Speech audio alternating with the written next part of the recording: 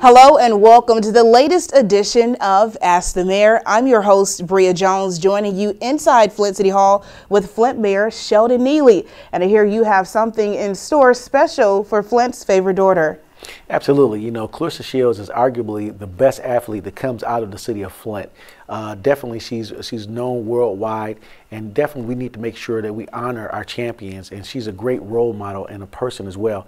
And so we're going to be looking to name a street after Clarissa, whether it be ceremonial or official. The process has begun, and we're out there every day talking to residents about how we should honor our favorite daughter. We had a parade earlier this year, and now we're looking at putting this and cementing this into our history forever.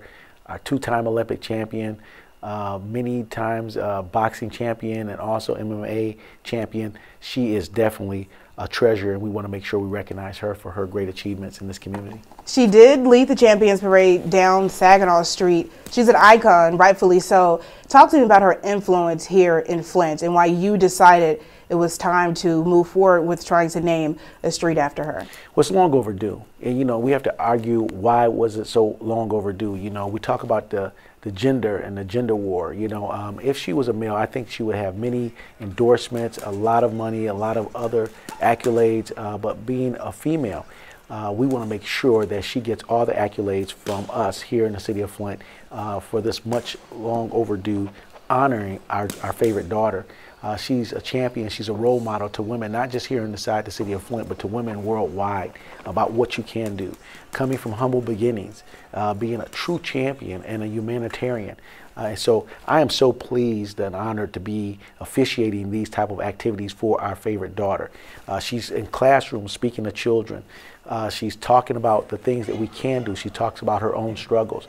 But definitely we want to recognize Flint's finest athlete, male or female, our Clarissa Shields, and the process has begun to name a street in her honor.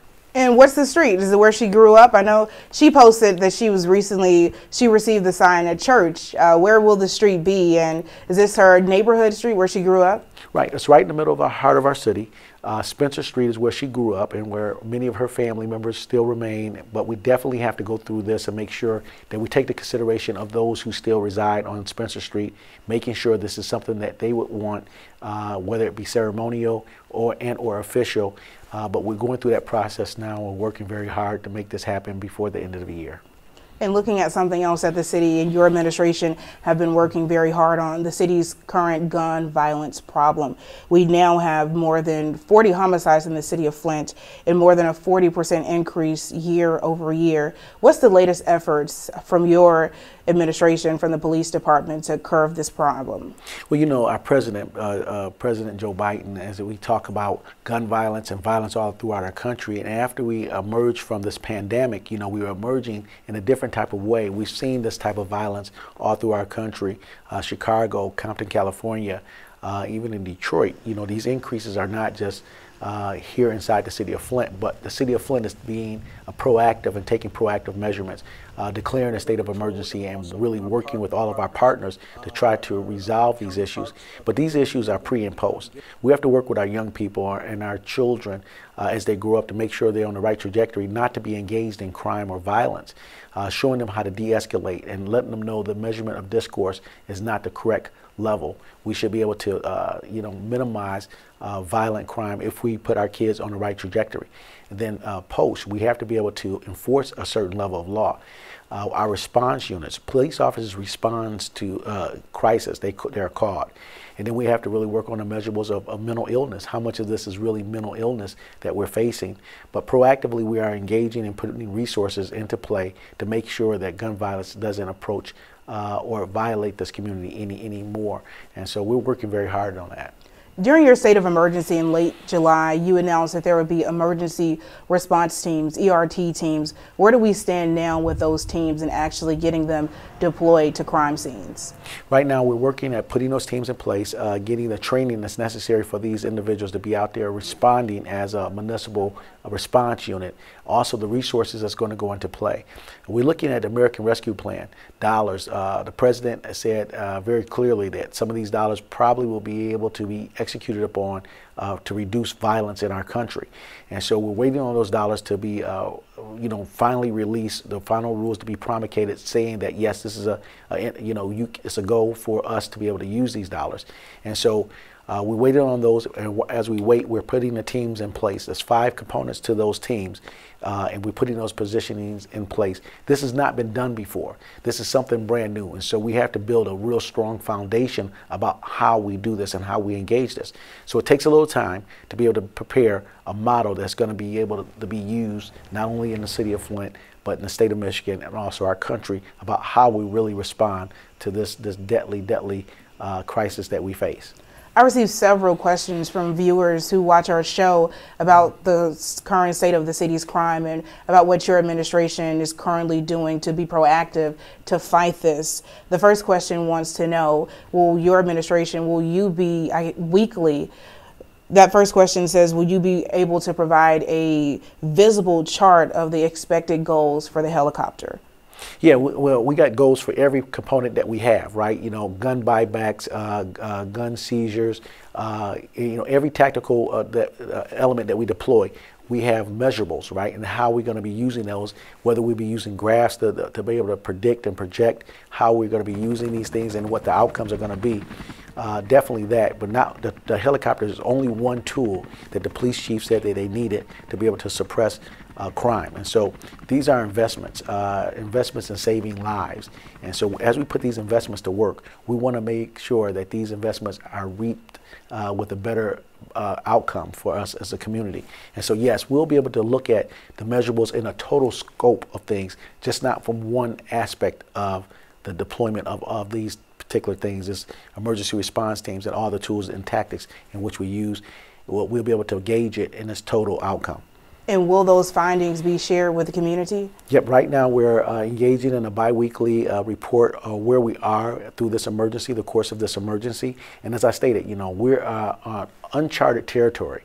This community, once again, is stepping out first to be able to do something, engaging in a proactive activity to be able to say we need to suppress this element of crime in our community. And so it's happening everywhere.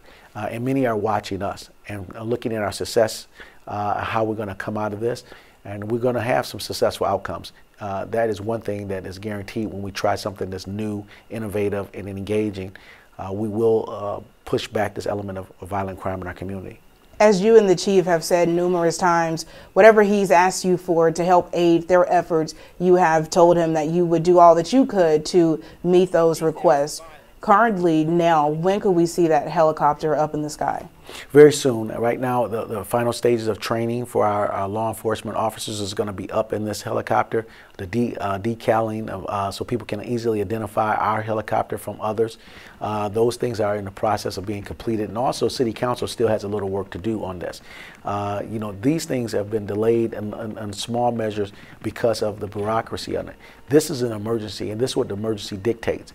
We have an emergency situation that we have to deal with now, and so I employ my council colleagues to be able to engage this as an emergency, as they hear from residents, as I do. We know this is an emergency, and so we need to put any other impediments behind us and move forward so we can actually engage this head on, to take this challenge on, and to turn the course on this violent crime.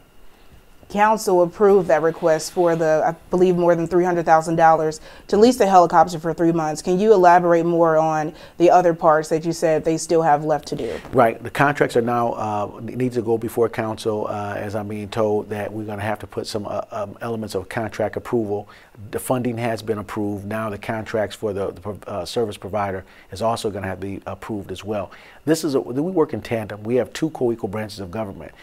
We can't have 2 equal branches warring with one another because the people does not benefit as a byproduct of that. We have been forthcoming and very willing to share all levels of engagement with our council, and we're going to stand true to that, and we're going to continue to operate on the best that we can for the benefit of the residents of this community.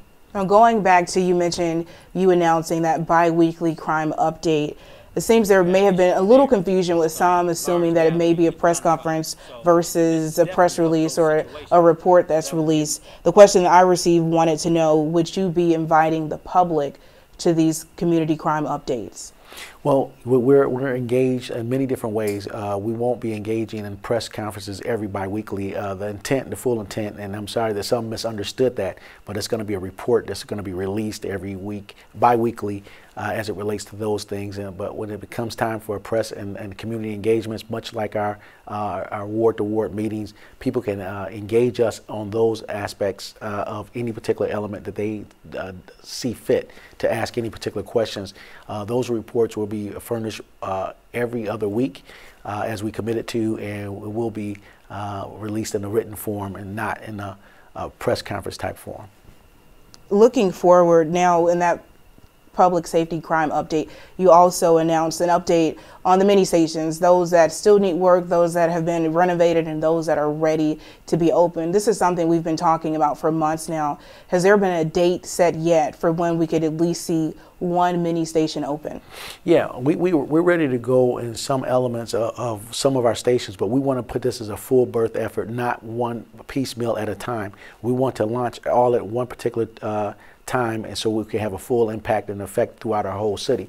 We don't want to be criticized for the elements. We release one in one community, in one neighborhood, that one is not really open in another neighborhood. And so we're going to do this all at one time, one fell swoop, water renovations, and also the recruitment is very important. The recruitment of those that's going to be populating these centers, and also making sure they're trained and ready to go.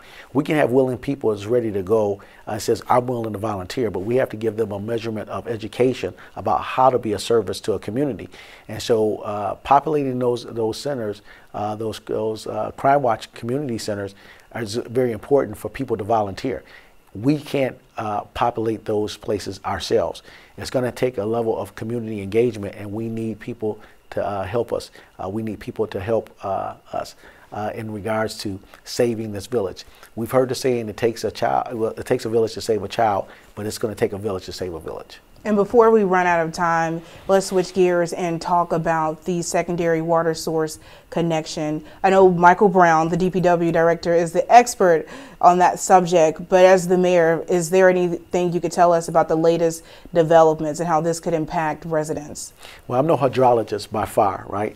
But the thing of it is, they give me daily reports and keeps me up to date on what the secondary delivery system and how that is coming. Right now they're in the testing phases of it, making sure all elements of the mechanics and also for the water flow that's coming through there is going to be tested. They're still in the testing phase. We're working very closely with our partners at EGLE and EPA to make sure everything's in order. And I'm just so proud of the work that these men and women are doing in this time of trouble. We talk about all these things that we just enumerated through this interview. We're doing fantastic work in the intersection of crisis, but what we definitely do need is we need prayer, and also we need people that's willing to come together, to work together, and put the level of strife down, whether it be crime, violence, or other crises through our health care, and also recognizing the greatness in our community. We have one of the greatest athletes ever in our midst, and we have failed to be able to shine the light and illuminate that greatness as a community. So we're doing all those wonderful things now, and we just had a fantastic week with Back to the Bricks, and the Crim is coming up. We're still going with our ward-to-ward meetings. We're going to be at Potter Elementary School this Thursday. How are those going, by the way? How is that conversation with what are the questions, and just how has that all been working? I know this is probably about the 4th or 5th one so far. Right. We made a commitment to go through each ward, and we're going to go back and revisit each one of them. Right now, as we watch the COVID variants uptick, we're going to make sure that we maintain our safety, but we're going to continue to engage people where they are, and they're going fabulous. People are engaged. They're coming out, and we're talking about really serious issues, and we're here, and we're doing a fantastic job. Being in this office less than 2 years with all the level of crisis that we had to face, I am so proud of the hard work that the men and women of this community is engaging in, and I want to personally thank you. Thank you for all the praying people and all the people who come to help and share their time and their talents. Thank you so much. And thank you so much, Mr. Mayor, for those words. Is there anything else you'd like to leave us with? Yes, you know, stay engaged and stay positive. Positive thinking, positive action, positive engagement reaps positive outcomes. And so positivity, 100% positive Flint. Thank you so much for your time, and thank you all at home for watching. As always, you can send us any questions, comments, or concerns over to ask@midmichigannow.com. See you next time.